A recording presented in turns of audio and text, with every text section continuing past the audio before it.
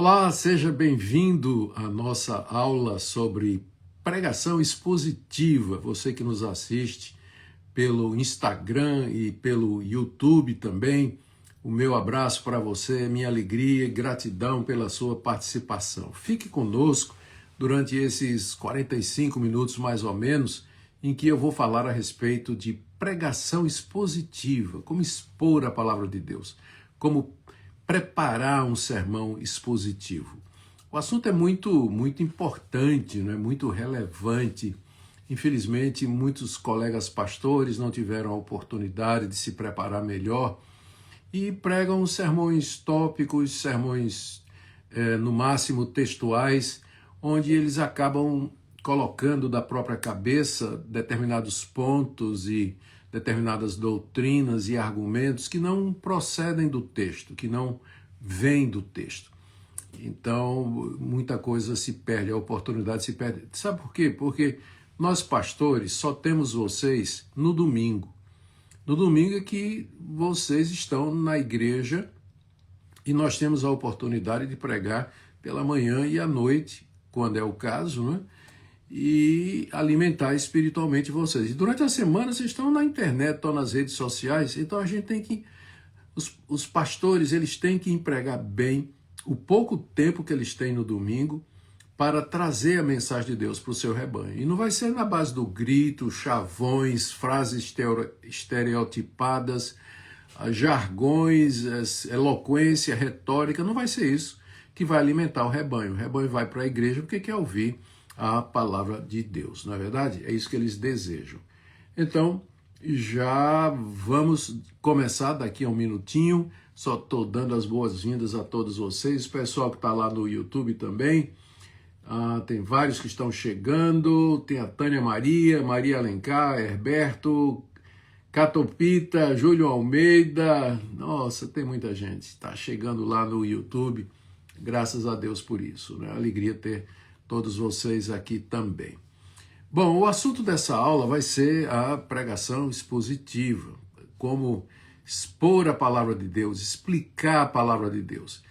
E a tese, o conceito de pregação expositiva está baseado naquela palavra que Paulo deu a Timóteo, que está na primeira carta, quando ele diz assim, prega a palavra, prega a palavra.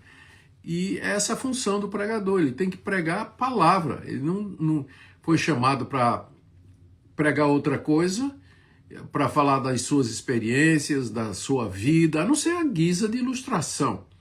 Mas o sermão não pode ser isso, contar um rosário de experiências, ou de chavões, não. O pastor tem que expor a palavra de Deus e ensinar, porque é a palavra que alimenta, ela que tem autoridade, ela que muda, transforma, é ela que o Espírito Santo vai usar para tocar nos corações, para tocar em todos os corações. Certo? Muito bem, Sandra Helena, bem-vinda, Samuel Santos aqui no Instagram, alegria receber todos vocês. Então vamos lá. A minha aula, vou começar agora mesmo, né, para valer. O objetivo dessa aula é ajudar pastores, pregadores, seminaristas, professor de escola dominical, a preparar mensagens que sejam breves, claras, específicas e diretas e que fluam do texto bíblico, não é? O sermão expositivo é exatamente isso. A diferença do sermão expositivo para os demais sermões é que no sermão expositivo o sermão está no texto.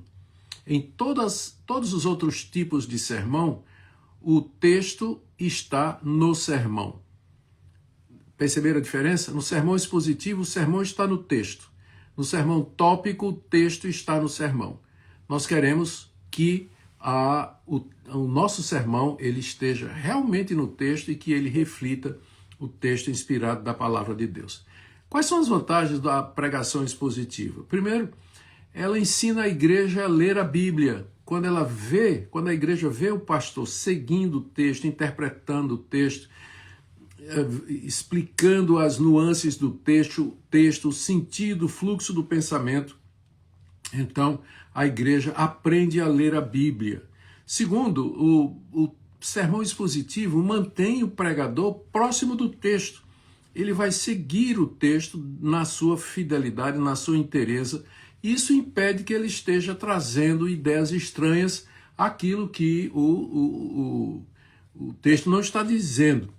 E também, em terceiro lugar, a vantagem do sermão expositivo é que ele deixa o texto falar à sua audiência. Como eu disse, o que muda, o que transforma é a palavra de Deus, não é a minha opinião, não é o que eu penso, não é o que eu acho, mas o que a palavra de Deus diz. Como preparar, então, um sermão expositivo? A verdade é que não existe um método, um método consagrado, um único, universal, sacrossanto, não.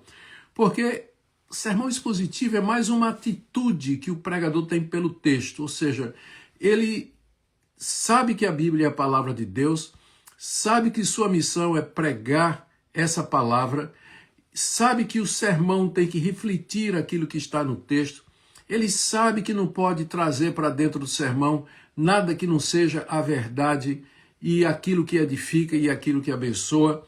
Então, é essa a atitude. Se você tem essa atitude para com a palavra de Deus, certamente você vai pregar expositivamente, não é?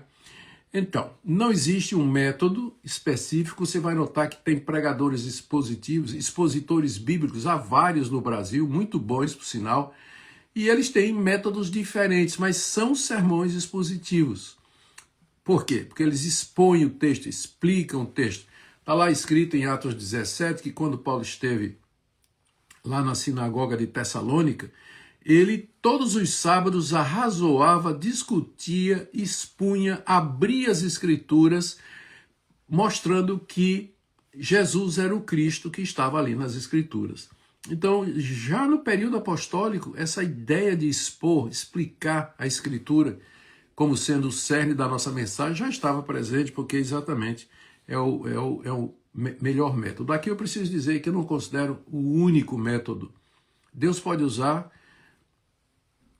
diferentes estilos de sermão. Por exemplo, Charles Spurgeon, considerado o rei dos pregadores, ele não era exatamente um pregador expositivo no sentido que nós entendemos, seria mais textual. Mas foi muito usado por Deus, muito usado por Deus. Não temos a retórica e a eloquência de um Spurgeon, que se manteve fiel porque tinha uma boa teologia. Por isso, pregação expositiva é que melhor nos ajuda a cumprir a nossa missão. Eu, nessa aula de hoje, onde nós prometemos ensinar como preparar um sermão expositivo, eu vou compartilhar o método que eu uso, tá certo? Outros pregadores têm outros métodos e existem outras maneiras, mas eu vou compartilhar com vocês quais são os passos, como é que eu organizo um sermão. Primeiro, vamos lá, vamos dividir em algumas partes. A primeira é a interpretação. A primeira fase é você interpretar o texto para você, né? Ainda não chegou lá no púlpito. Você está aqui na sua sala, no seu gabinete, onde você estuda, seu escritório. Primeira coisa que você tem que fazer é escolher a passagem bíblica. Escolher aquilo que você vai pregar. E isso aí não é fácil. Então, existem alguns critérios para você escolher uma passagem onde pregar. Primeiro, o critério devocional. Ou seja, você vai pregar naquela passagem que falou ao seu coração durante o seu tempo de meditação, oração diante de Deus. Você sabe como é? Você está lendo a Bíblia e de repente tem uma passagem que pula e parece que ela grita assim, pregue em mim, pregue em mim, pregue em mim. Então, esse é o critério devocional. Pregue numa passagem que falou no seu coração. Segundo, tem o critério pastoral, que é uma passagem cuja mensagem a igreja precisa. Então, vamos imaginar que houve uma grande tragédia na igreja que atingiu membros da igreja. Então, você vai pregar uma mensagem de conforto, uma mensagem que vai explicar por que coisas ruins acontecem com os filhos de Deus. Aí você pode escolher Romanos capítulo 5, Tiago capítulo 1, 1 de Pedro capítulo 4. São passagens que falam a respeito disso. Ou então a igreja está precisando corrigir algumas áreas, como, por exemplo, uma compreensão errada sobre a plenitude do Espírito Santo. Prega em Efésios 5, prega em Atos capítulo 2. Ou então a igreja precisa de instrução em temas polêmicos, como por exemplo sobre o que é apostasia, prega em Hebreus 6. Então esse é o critério pastoral. A escolha é feita de acordo com a necessidade da igreja. Um outro critério é o circunstancial, quando você tem que pregar porque você está sendo pautado por alguma circunstância. Tipo assim, vai ter eleição para oficiais da igreja, para presbítero e diácono. Você tem que pregar sobre isso.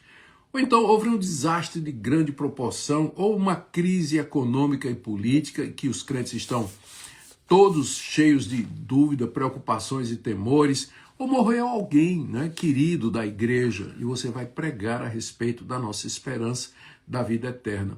Então, esse é o critério circunstancial. Tem ainda o critério litúrgico, né, que alguns pastores gostam de fazer, que é seguir, você escolher uma passagem que seja adequada para os eventos do calendário. Páscoa, Pentecostes, Natal, Ascensão, enfim. Né, algumas igrejas gostam de seguir o calendário litúrgico e o pastor ele vai escolher uma passagem para expor que tem a ver com a data do calendário. Ou, e aqui é o que eu gosto, na minha igreja local, né, na minha igreja onde eu sou pastor, seriado, a lectio continua, ou seja, a exposição continuada de um livro da Bíblia que você decidiu expor. E a escolha do livro vai obedecer aos mesmos critérios. Então, a igreja está passando, o mundo está passando por um problema econômico, crise econômica, faz uma exposição do livro de Abacuque. Lá você vai ter tudo que um crente precisa saber para enfrentar a crise econômica. Exponha do primeiro ao terceiro capítulo. Você vai ver que bênção, não vai ser. Faz seriado, prega seriado. Leva aí uns 4, 5 domingos ou mais pregando em Abacuque. Vai ser uma bênção na vida da igreja, né? E esse é o critério que eu uso quando eu estou pregando na minha igreja. Então, por exemplo, aqui em Orlando, eu estou fazendo uma exposição do livro de Êxodo nos domingos de manhã e na segunda-feira, à noite, eu estou fazendo uma exposição de Gálatas. Então, entendi que esses dois livros eram extremamente importantes para a vida da nossa igreja. E, de repente, você pode fazer uma série de exposições num tema que você acha que é importante para a igreja. Por exemplo, a oração, sempre necessário. Então, prega durante 3 meses sobre oração. Cada vez você expõe algum texto da Bíblia a respeito de oração. Pode começar com o Pai Nosso, faça uma exposição do Pai Nosso, depois você pega um salmo, uma oração de Davi, por exemplo, de aflição e por aí vai. Bom, você escolheu uma passagem, tá certo? Aí você vai orar pedindo a Deus iluminação e entendimento. Você já tinha orado antes para pedir que Deus lhe desse o texto que você vai pregar, não é? Isso aí é muito importante.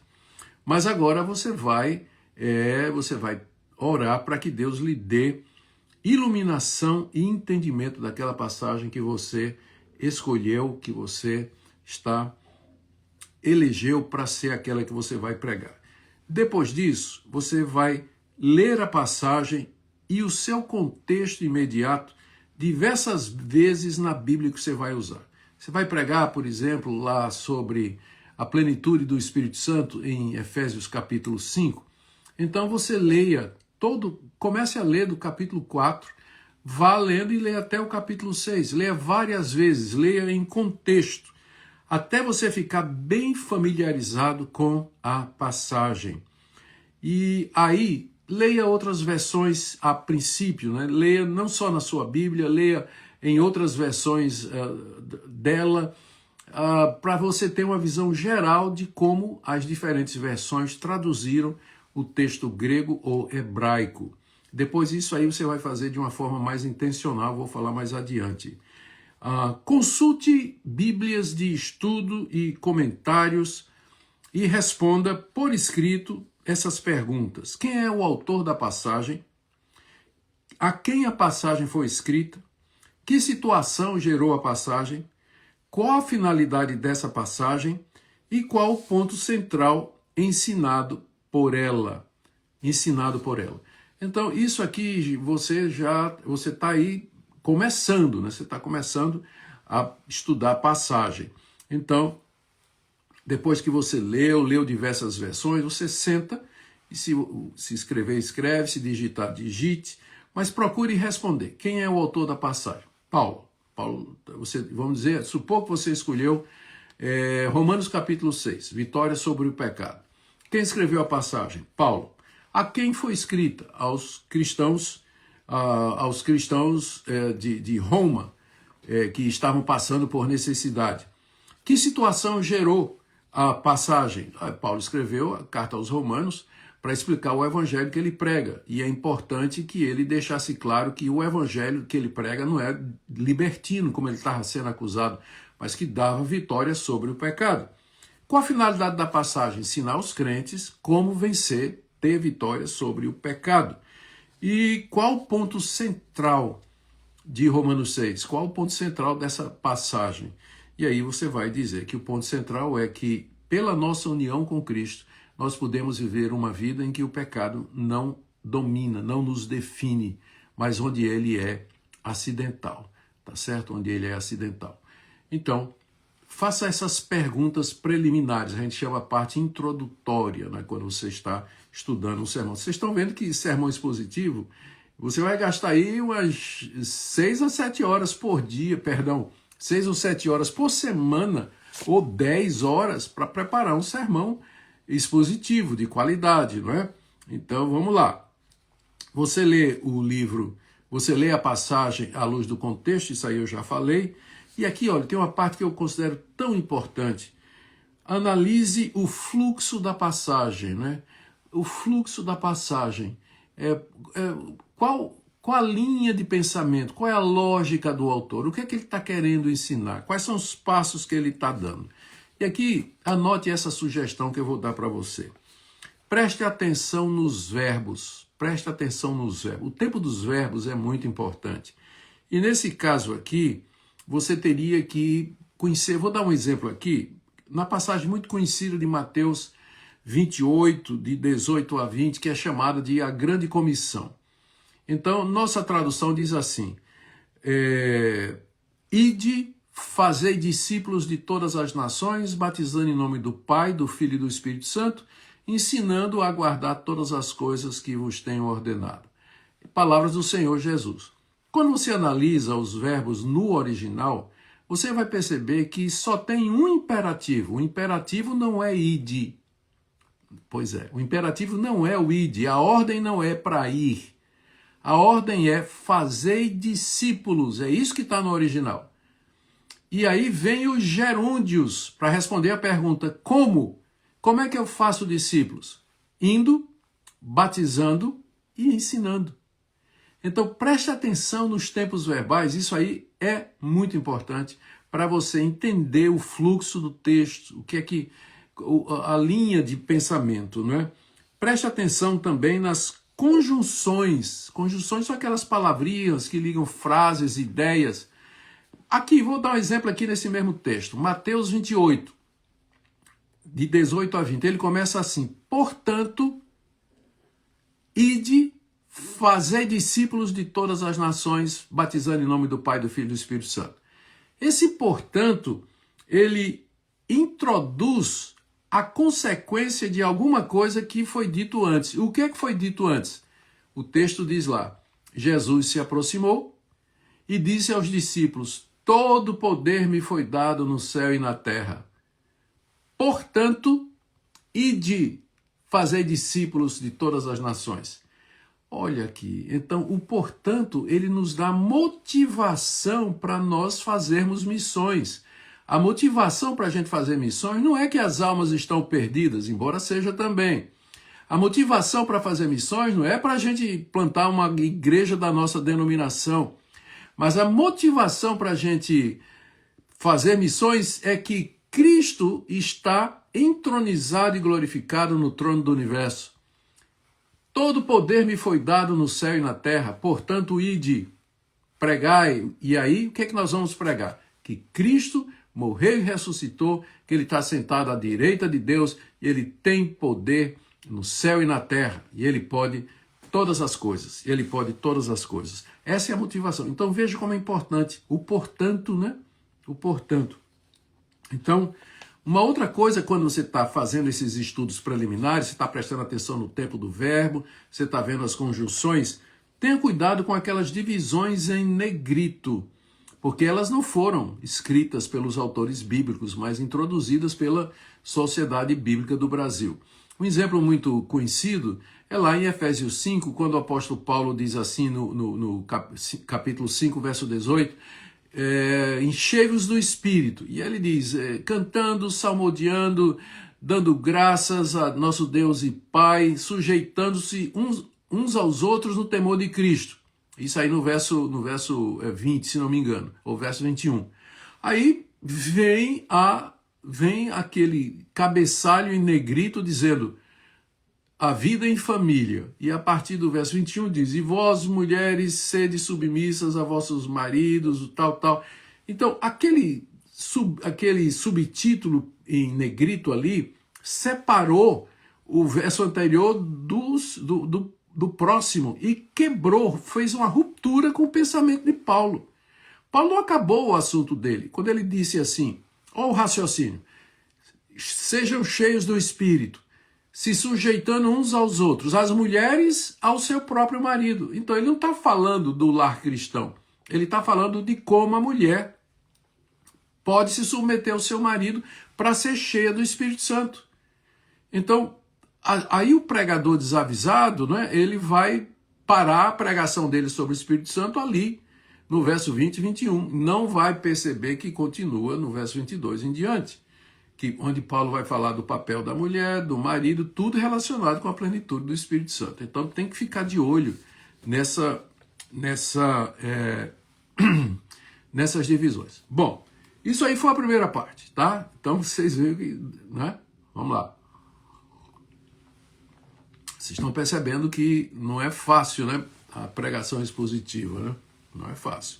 Então dá trabalho, por isso que não são muitos que se dedicam a isso. Ou podem, né? Porque alguns querem, mas não tem tempo realmente. Agora, isso aqui foi interpretar o texto, você entender o texto, tá? Vendo todas essas coisas que eu falei. Então, geralmente é assim que eu procedo, né? De maneira geral é assim. Agora vamos para a estruturação. E aqui eu vou seguir exatamente como eu faço. Estruturação. Eu vou pegar um exemplo, eu vou tomar como texto exemplar, primeira carta de Paulo aos Coríntios, capítulo 3, de 1 a 8, que é aquele famoso capítulo a respeito do amor, onde Paulo diz, ainda que eu falasse língua dos anjos, profetizasse, removesse montanhas, se não tivesse amor, nada seria, o amor faz isso, o amor faz aquilo, o amor dura para sempre. Então, é o famoso capítulo do amor. Então, o que é que eu faço? Vamos dizer, escolhi 1 Coríntios, capítulo 13. Escolhi por quê? Porque a minha igreja está muito preocupada em ter dons espirituais e manifestações e tem muita briga entre os membros e eles não estão percebendo que o que eles precisam é o amor. Então, vamos lá.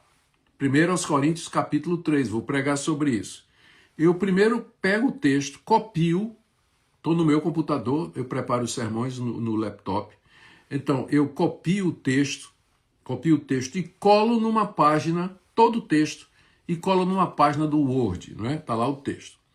E aí eu vou lendo e vou separando os blocos de pensamento, que a gente chama de perícopes. E fica fácil perceber, lendo ali 1 Coríntios 13, que essa passagem ela tem 3 blocos. Então o primeiro bloco é do verso 1 até o verso 3, e você sabe que é uma unidade, porque todos os versículos, 1, 2 e 3, começam dizendo ainda que, versos 1, 2 e 3. Então você já tem o primeiro bloco, né? Depois você tem o segundo bloco, que vai do verso 4 até o verso 7.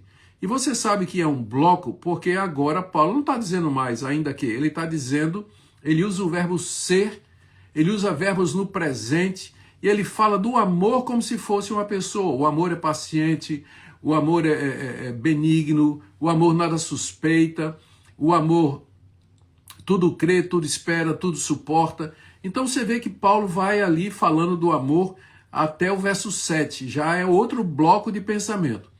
Do verso 8 até o verso 13, você percebe que Paulo agora está explicando, está falando a respeito da permanência do amor. O amor vai ficar e vai perdurar até aquele dia em que os dons cessarem, os dons espirituais cessarem, não é? Por isso o amor é mais importante, não é, do que toda essa coisa aí, todos os dons espirituais. Então você já viu que 1 aos Coríntios, aí o que é que eu faço? Eu percebo que tem 3 partes. Aí agora eu vou procurar dar nome a essas perícopes, não é? A essas 3 partes de 1 aos Coríntios 13. A primeira parte eu vou chamar da seguinte maneira: o amor é maior do que os dons. O amor é maior do que os dons. Versos de 1 a 3. Depois eu vou dizer o que o amor é. O que é o amor? Porque Paulo está explicando o que é. Então vai do verso 4 até o verso 7. E do verso 8 até o verso 13, o título que eu colocaria aí é O amor dura para sempre. Então você já dividiu o texto em 3 partes. O amor é maior do que os dons, o que é o amor, e o amor dura para sempre, tá? Então percebe que você está sendo fiel ao texto, né? Os seus pontos são aqueles tópicos que definem as partes internas que foram divididas conforme a gente fez. Feito isso, o que é que eu faço?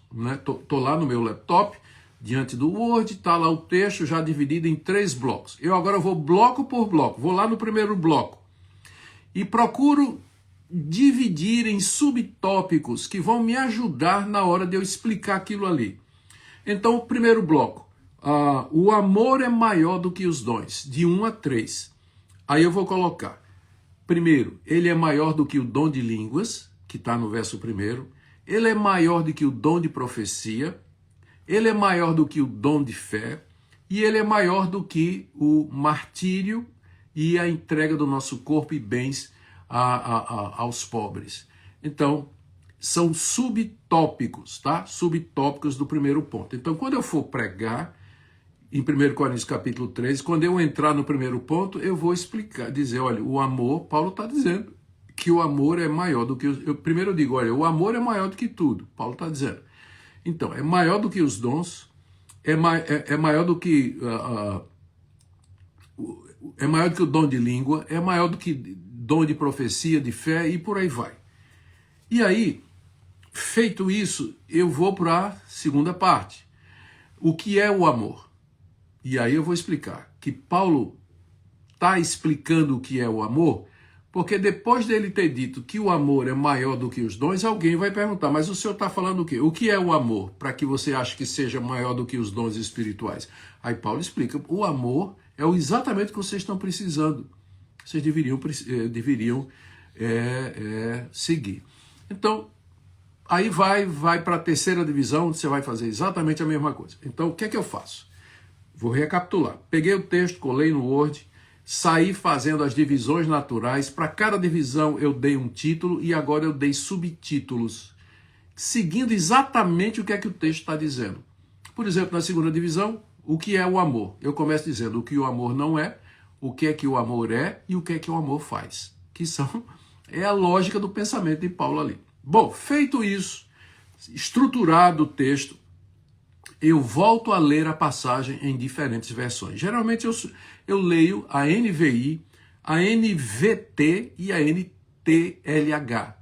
E a mensagem de Eugene Peterson, não recomendo essa Bíblia como Bíblia devocional para ninguém, mas ela tem umas sacadas e umas interpretações interessantes.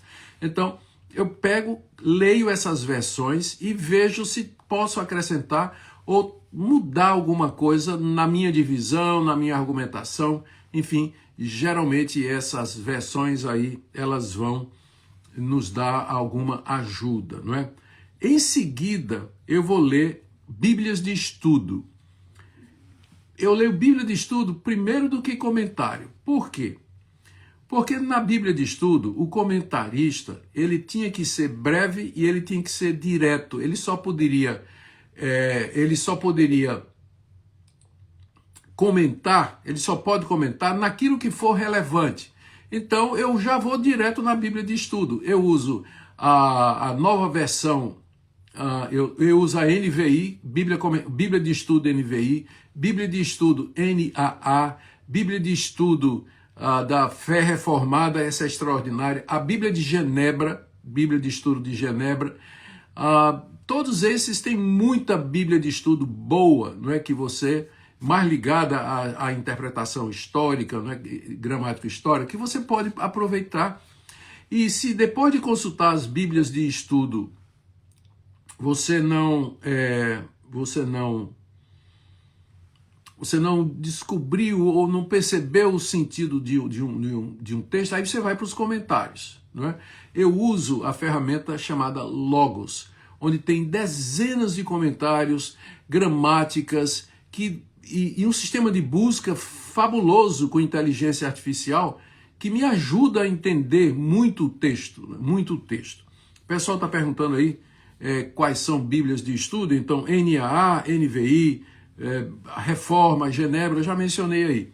E uma pessoa também perguntou qual o contexto que gerou essa situação. Exatamente, não é isso aí? Eu já teria resolvido isso no início, foi na parte anterior de interpretação.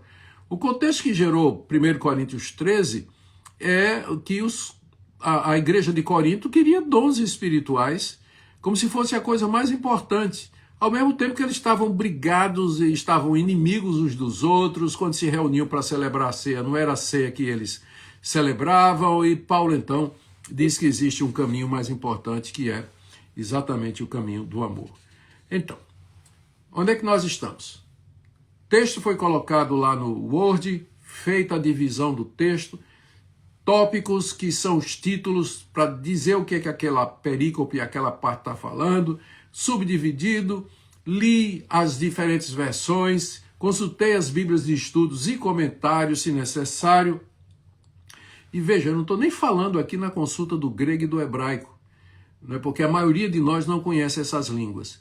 Então, o que é que eu sugiro para quem não domina as línguas originais? Quando você lê as versões e você perceber que existe uma diferença muito grande entre elas, então você vai para o comentário e você vai procurar descobrir a razão. Vou dar um exemplo aqui. 1 Tessalonicenses capítulo 4, o apóstolo Paulo diz assim, que cada um de vós saiba possuir o próprio corpo em santificação e honra. Essa versão NAA. Você vai ler outra versão, por exemplo, a NTLH, ou a NVI, ou a NVT, e já é diferente. Vai dizer lá que cada um de vocês saiba adquirir uma esposa. Adquirir uma esposa?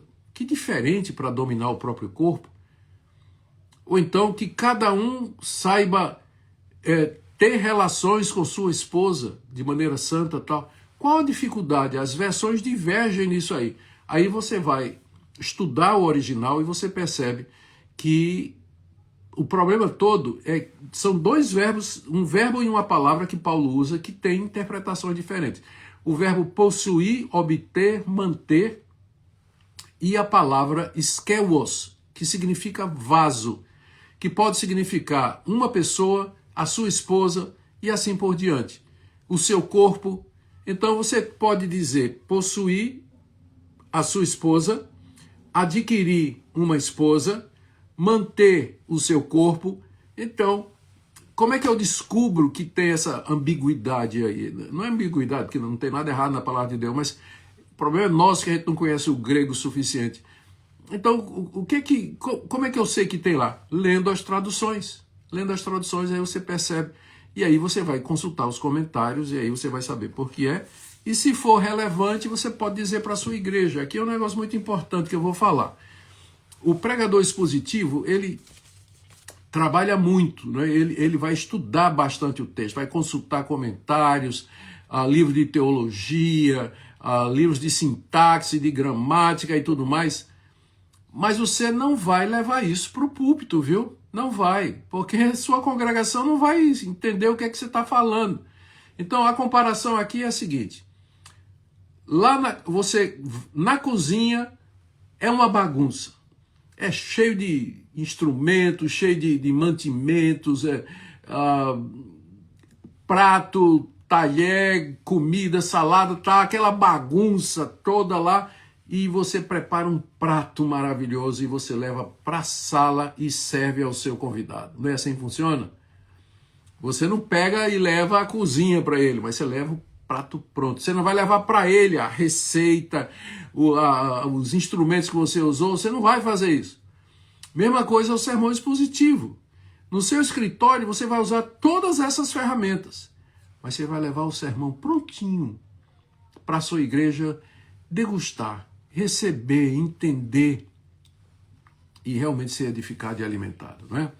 Eu digo isso porque já vi muito estudante de teologia, especialmente, ou pastor novinho que saiu do seminário, está com o grego fresco na cabeça, e aí ele sai citando, né? Olha, porque o grego, o hebraico e tal, quando é desnecessário. Você só pode, não estou dizendo que você não pode fazer isso, você deve fazer quando é necessário para uma compreensão. Esse texto que eu citei agora, 1 Tessalonicenses capítulo 4, você vai ler numa Bíblia, se a sua audiência lê em outra, ele vai dizer, mas peraí, o que é que ele está falando? Não é isso que a Bíblia diz. Aí você vai ter que explicar, tá certo? Vai ter que explicar. Bom, depois que você fez tudo isso aí, não é?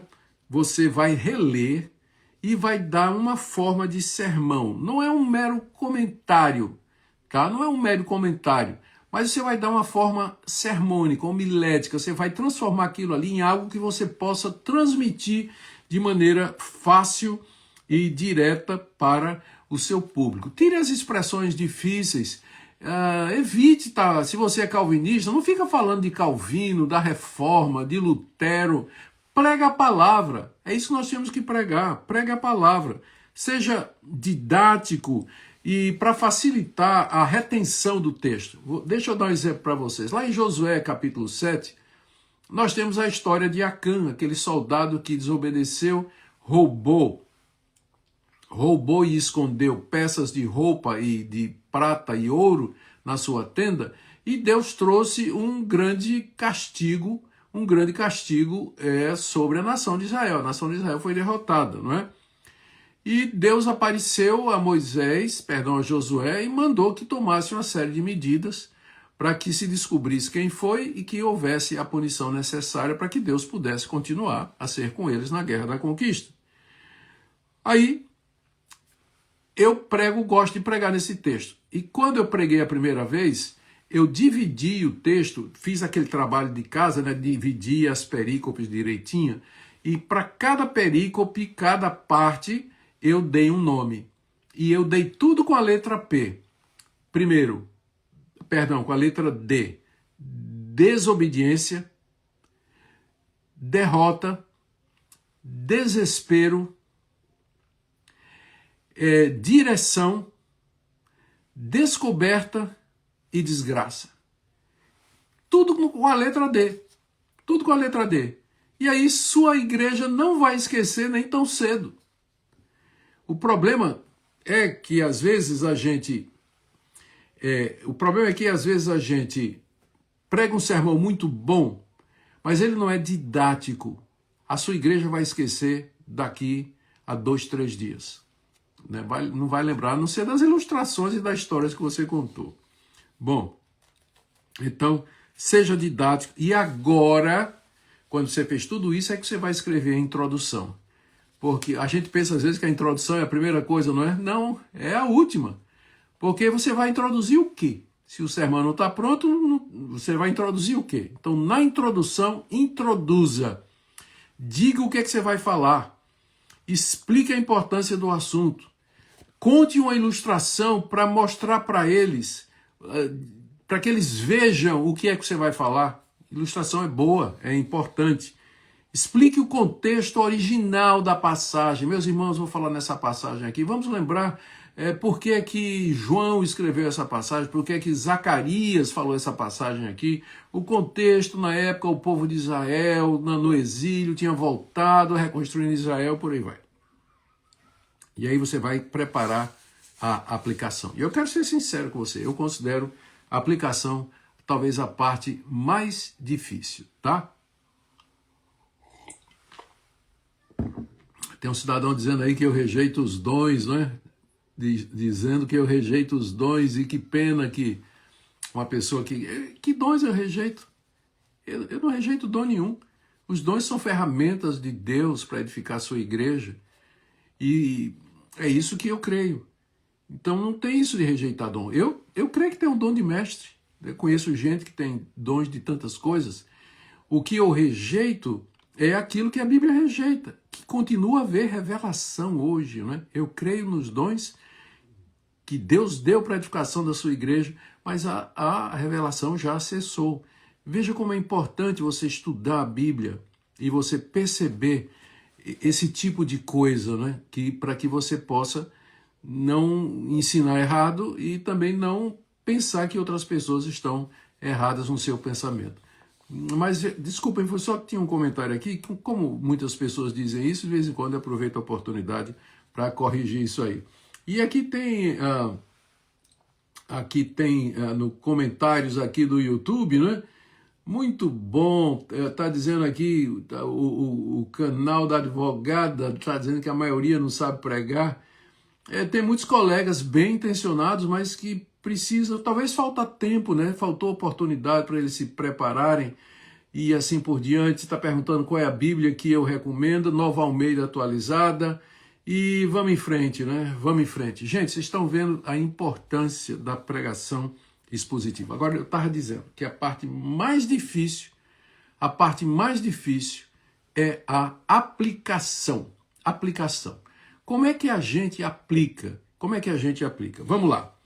Depois que você terminou o sermão, fez a introdução, fez tudo, você vai escrever a aplicação. Escreva 2 ou 3 aplicações, tendo em vista a sua audiência e as necessidades das pessoas a quem você vai pregar. Mostre o que é que elas precisam fazer, explique como elas podem fazer, mostre como aquela passagem aponta para Cristo. Por exemplo, em 1 Coríntios 13, Cristo é o amor encarnado. E é em comunhão com Ele que nós podemos amar, como o texto diz que nós devemos amar.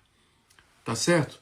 Agora, deixa eu me demorar mais um pouquinho nessa questão da aplicação, porque essa é a parte boa, né, a parte que demanda realmente a pregação expositiva e o coração homilético, né, eu vou dar o exemplo de domingo. Eu vou pedir licença aqui, perdão ao meu pastor presidente, pastor Samuel Vitalino, mas eu vou falar do meu sermão de domingo na igreja. Eu preguei sobre reverência no culto. E usei a passagem de Malaquias capítulo 1, onde Deus manda Malaquias repreender o povo e o sacerdote porque não estavam cuidando do culto, estavam dando um culto displicente, desprezando as recomendações de Deus, trazendo o que sobrava, e os sacerdotes enjoados, torcendo o nariz para com as coisas de Deus. Deus levantou Malaquias para repreender o povo. Então eu preguei a respeito disso, que o culto é encontro com Deus. Se o seu Deus é o Deus da Escritura, o Todo-Poderoso, você vai ficar lá humilde, quebrantado diante dele, com uma santa alegria, uma alegria reverente na presença de Deus, quebrantado, você vai ficar em silêncio para ouvir a voz de Deus. E aí eu expliquei sobre isso, e aí eu fui para a aplicação. E aí eu fui direto. Primeiro eu disse para as crianças, aí eu disse, agora eu quero falar para as crianças que estão aqui. Aí você só via a meninada, né, levantar os olhos assim e olhar para mim. No meio da igreja, a criançada olhando, né, e o pai assim chamando a criança, presta atenção ali, presta atenção, vai falar para você. E aí eu falei para a criançada, quando vocês vêm para cá, não é para vocês brincarem, mas é para vocês escutarem a palavra de Deus. Então, aprenda a ficar quieto. Depois eu disse, agora eu quero falar para vocês, adolescentes. Vocês vêm para o culto e vocês ficam em bando, ficam em grupinho lá atrás da igreja para ficar conversando e ficar assistindo o celular. Não é para fazer isso, não. Não é para fazer isso. E aí eu me dirigi, agora eu quero falar para os pais das crianças e dos adolescentes. Sabe por que eles são assim? Porque em casa vocês não fazem o culto bíblico e não ensinam a eles a ouvir a palavra de Deus com reverência, com o coração aberto. E terminei dando uma palavra para a própria igreja. Eu disse, agora eu quero falar para os presbíteros e diáconos da nossa igreja. Me ajude, nos ajudem nisso. Se você perceber que tem uma mãe lá que perdeu já o controle do filho, o filho está berrando, esperneando, andando pela igreja, vá lá, se aproxime, ofereça ajuda, ajude aquela mãe a sair um pouquinho com o filho e voltar depois, para ele descansar, para ele despressurizar, não é? Então, esse é um exemplo de aplicação. Que não adianta você expor a Bíblia, o sentido da Bíblia, do texto, se você não mostrar para a igreja em que é que aquilo se aplica à vida deles. Você tem que pensar em Dona Maria, que está sentada ali no primeiro banco e que segunda-feira ela vai vender pastel na feira. O que é que seu sermão vai ajudar a Dona Maria? Diga, mostre, explique isso aí. Irmãos, essa passagem se aplica dessa maneira para tal pessoa e assim por diante. Essa é a aplicação, né? Agora, alguns cuidados finais. Você leia e releia seu esboço, pergunte se está claro, fácil de seguir, ore pedindo o poder do Espírito, mostre o esboço para alguma pessoa. Orar é muito importante, né? Muito importante. Eu não estou falando de oração, porque o foco é a preparação do texto aqui. Mas certamente uma aula, né, sobre isso aí. Com certeza seria muito importante.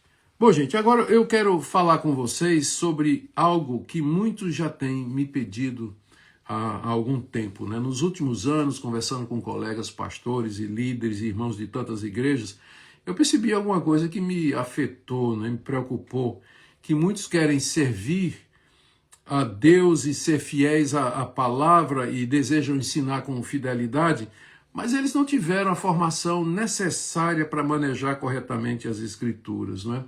E é exatamente por causa dessa necessidade real que eu decidi preparar alguma coisa que até hoje eu nunca tinha feito dessa forma, não é? Eu preparei, gente, um curso substancial, bem organizado, baseado em mais de 40 anos de ministério, para ajudar homens e mulheres de Deus a ensinar a palavra com clareza, profundidade e fidelidade. O nome do curso se chama Pregação Expositiva, Ensinando a Palavra de Deus. Deixa-me explicar o que é que isso significa. Pregação expositiva, vocês já viram, não é apenas um estilo de pregar, é a forma que eu considero mais fiel de anunciar aquilo que Deus disse e não aquilo que nós gostaríamos que ele tivesse dito. É submeter o pregador ao texto e permitir que o texto governe a mensagem. É deixar Deus falar através da sua palavra, ao invés de permitir que a opinião humana tome o lugar da revelação divina.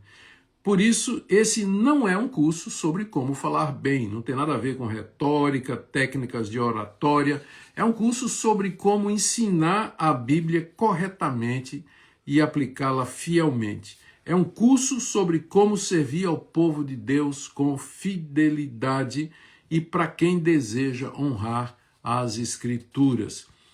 Gente, eu organizei esse conteúdo pensando em pastores, presbíteros, líderes, professores de escola dominical e também todo cristão que deseja ser fiel ao manejar a palavra da verdade. E eu decidi criar esse curso porque eu tenho visto algo que sinceramente me preocupa como pastor, não é? A palavra de Deus está sendo, vários de vocês comentaram aqui no Instagram, ali no YouTube, não é? Vários de vocês comentaram que a palavra de Deus está sendo relativizada, distorcida, fragmentada e muitas vezes era usada apenas para dar apoio a mensagens que não nasceram do texto. E hoje tem muitos púlpitos cheios, mas muitas pregações vazias, não é verdade? Sermões sem contexto, sem exegese. Vocês viram o trabalho que dá para preparar um sermão expositivo de verdade, né? O que tem hoje são sermões construídos a partir da imaginação do pregador e não da intenção do autor do texto, inspirado por Deus. E o resultado é uma igreja, isso aí produz uma igreja fraca, infantilizada, vulnerável ao erro e facilmente influenciável por todo o vento de doutrina. E eu creio de todo o meu coração que esse é o maior problema da igreja brasileira. Não é falta de recursos, gente, não é. Não é falta de igreja, não é falta de tecnologia, não é porque nós temos disso, graças a Deus. Mas é a falta da pregação fiel da palavra de Deus. Esse é o problema. O povo de Deus só ouvirá a sua voz quando a palavra dele for exposta com fidelidade. E se os pregadores não forem preparados para fazer isso, a igreja vai continuar confundindo a voz de Deus com a voz da cultura, das emoções e das opiniões humanas. Vários de vocês comentaram isso aqui, né? Vários de vocês comentaram isso aqui à medida que eu mostrava como é que eu faço um sermão expositivo, não é? Se você entende que pregar e ensinar a palavra é um privilégio que exige responsabilidade, dedicação, estudo, oração e submissão à Escritura, se esse é o seu coração, então eu quero caminhar com você. É isso que você quer? Estamos na mesma página, estamos juntos.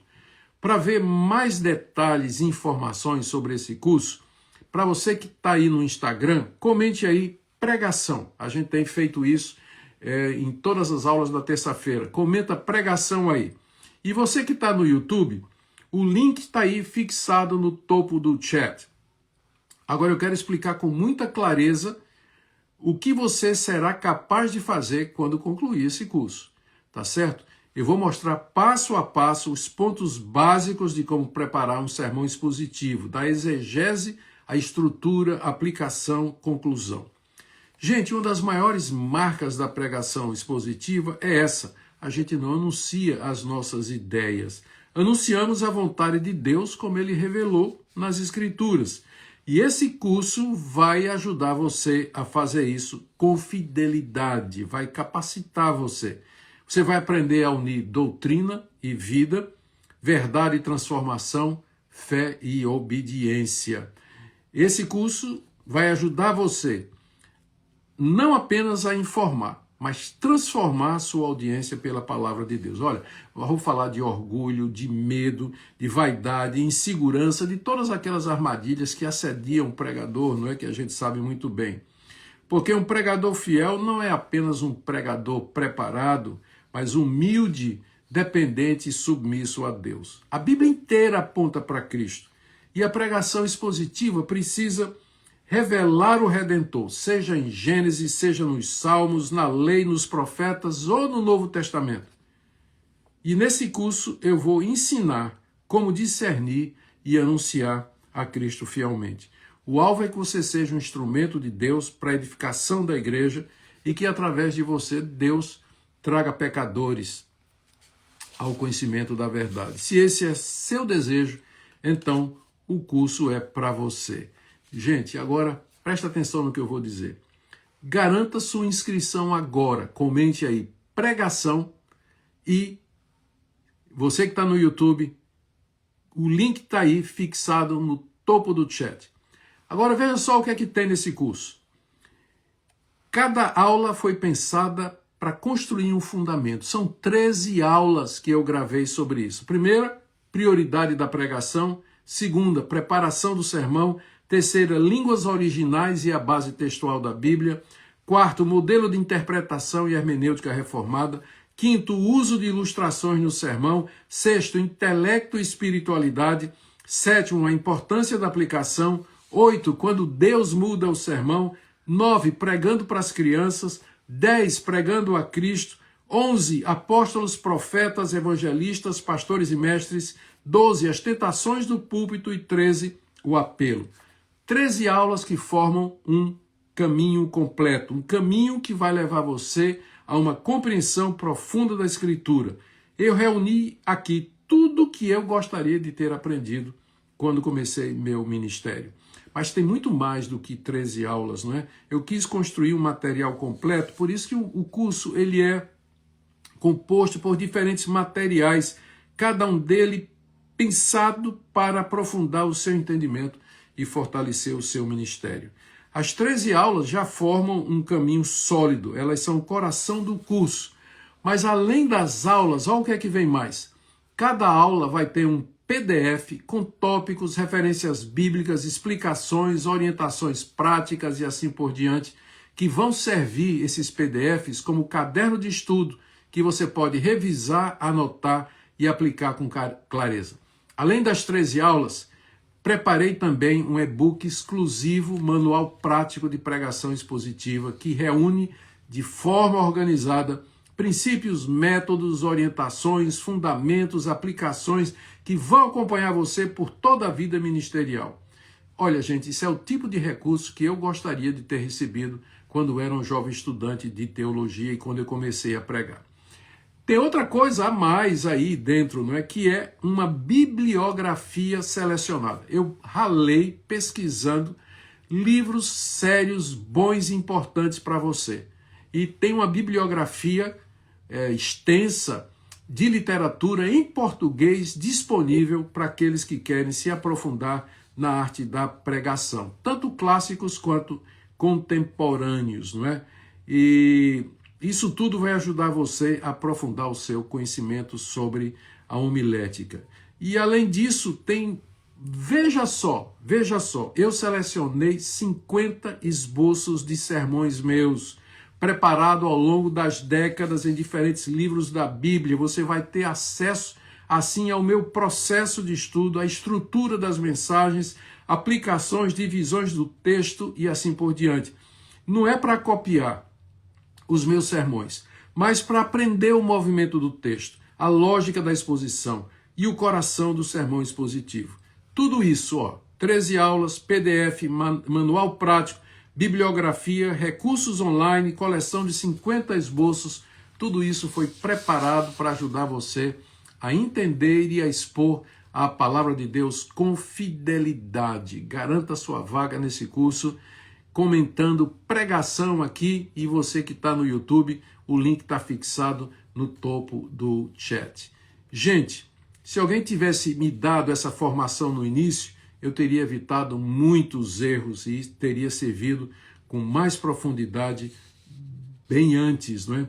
Agora, por isso esse curso não é um gasto, não veja assim, mas como um investimento no seu ministério que vai acompanhar você para o resto da vida. Eu estou muito feliz em abrir esse curso e eu espero que ele edifique profundamente a sua vida. Agora, eu quero acrescentar um bônus que acredito ser de grande ajuda para aqueles que querem realmente aprender a palavra de Deus. Todos que se inscreverem no lançamento do curso vão poder participar de 2 encontros ao vivo comigo, exclusivamente com os alunos dessa turma. Serão 2 sessões de perguntas e respostas, que você vai poder tirar suas dúvidas diretamente comigo, conversar sobre o conteúdo do curso, compartilhar desafios e aprofundar seu conhecimento sobre a pregação expositiva. Eu sei que muitos de vocês têm perguntas específicas, situações reais, textos que não entendem, e é nesses encontros que eu quero estar com você, para ouvir, orientar, explicar a palavra de Deus, não é? Ajudar você. Então faça hoje a sua inscrição, aqui no Insta, Comente Pregação, e lá no YouTube, tá aí o link fixado no topo do chat, não é? Serão momentos muito abençoadores. E olha, eu vou dizer para você, se você fizer sua inscrição e você não gostar, em 7 dias você tem para receber de volta 100% do investimento que você vai fazer, tá bom? Se Deus falou o seu coração, então você reconhece a importância do aprendizado, não esqueça, hoje é o dia especial de lançamento do curso, onde você vai poder ter todas essas coisas igualmente com o bônus, né? Comente aqui pregação e lá no YouTube o link está fixado no topo do chat. Gente, amanhã nós vamos ter aqui exatamente no mesmo local, aqui no Instagram e no YouTube, uma aula exclusiva de perguntas e respostas. Eu não vou fazer nada a não ser responder as perguntas do Instagram e as perguntas do YouTube, não é? Vamos ter 1 hora mais ou menos para fazer esse tipo de coisa. Gente, aproveita, não é? Aproveita. É uma oportunidade de você crescer na pregação expositiva. Então são 13 aulas, são 50 esboços de sermão, é um manual prático que vem no formato de e-book. É muita coisa que eu gostaria de ter recebido quando eu estava no começo do meu ministério, tá bom? Vai em frente, comenta aí, pregação, lá no alto do vídeo do YouTube, da transmissão, tá o link para você clicar e então garantir a sua inscrição na primeira turma, que vai ter esse bônus de 2 encontros comigo, para gente, encontros online, onde eu vou ter o privilégio de responder suas dúvidas e seus questionamentos. Pois é isso aí, gente. Tem muita coisa, né? A gente fica ouvindo muita coisa na internet, muitos pregadores e tudo, né? Deus é misericordioso e bom, e Ele usa, né? Se Ele usou a queixada de um jumento, quanto mais um jumento completo, né? Mas a exposição bíblica é, de fato, um método que melhor transmite a palavra de Deus ao coração dos ouvintes.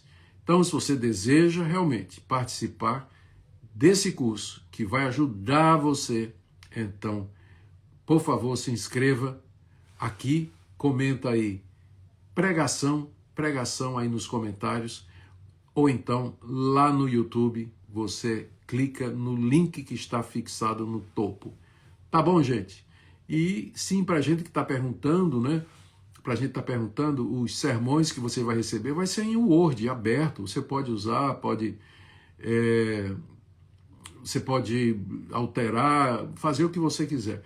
Mas o importante é que eles estão aí para que você veja como a gente faz um sermão expositivo, não é?